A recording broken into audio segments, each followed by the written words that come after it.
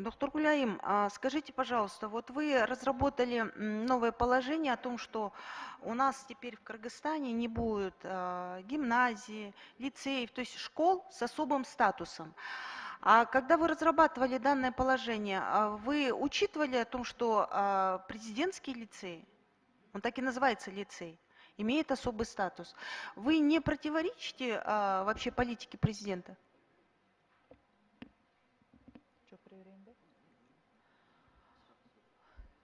Ушул законду сиздер кабыл алып бергенсиңер, бүтүндөй түшүнүктөрдү жок кылынган. Азыркы мыйзамда карасаңыздар, гимназия, лицей деген түшүнүк жок. Бирок биздин жободо эгерде өзгөчө статустагы мектепти өкмөттүн жана президенттин указы менен түзүүгө болот деген жерин киргиздик. Эгерде керек болсо. Эгерде кайрадан силер мыйзамды кайра кабыл алсаңар, биз мыйзамды аткарабыз да. Бул мыйзамда жобо бир ай бою коом талкууда илинип турду.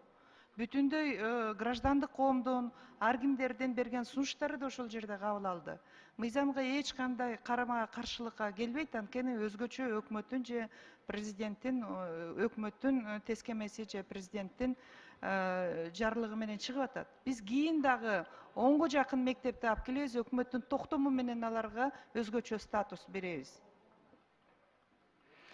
Я вообще, конечно, удивляюсь вам, доктор Гуляим. Вы на самом деле очень красиво говорите, да, но столько противоречий. Вы человек с высшим образованием, вы руководитель, являетесь именно образовательным таким министерством, да, там, где должно быть, и у вас в вашем подчинении еще целая академия наук. И вы вот так сами себе противоречите, и вот пытаетесь вот выйти и туда, и сюда. Но нельзя, знаете, быть добрым и ласковым для всех, понимаете? Здесь вы явно противоречите, но вы не хотите это признать. Надо же тоже признавать свои ошибки.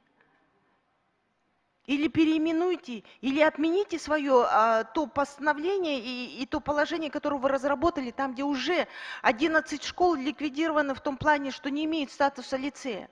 Гимназии тоже не имеют. Но у нас в закон вы вносите. Вы вот эти вот противоречия министра юстиции, как вы на это смотрите?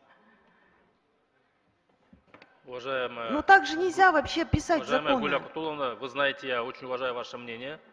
Если по юридической части, мы во втором чтении готовы будем доработать.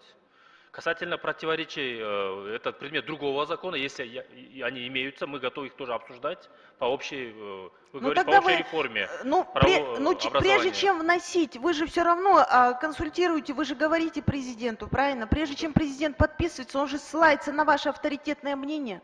В данном законе противоречий нет. Вы почему-то, ну как это нет, если ликвидировали лицеи? А сейчас президентский лицей, именно в статусе лицея он идет. Да.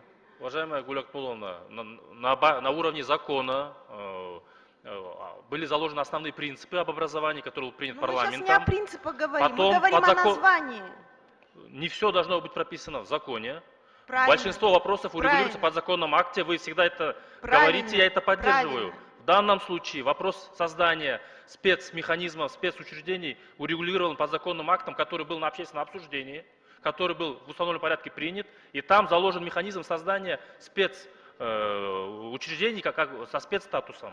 Но там нету именно лицея. Каждый маленький вопрос не должен быть урегулирован в законе. Правильно. Это аксиома, мы ее придерживаемся. Спасибо. Правильно, я с вами согласна, но там нету, его понятия нет.